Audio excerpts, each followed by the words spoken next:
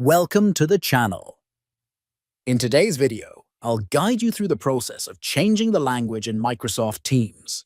Whether you're looking to switch to a different language for convenience or personal preference, this tutorial will walk you through every step. Let's get started. Open the Microsoft Teams desktop app on your computer and sign in using your account credentials. In the top right corner of the window, you will see 3 dots. Click on them to open a drop-down menu. From the menu, select Settings. Once the Settings window is open, click on the General tab on the left. Under the Language section, click on the drop-down menu and select the language you prefer.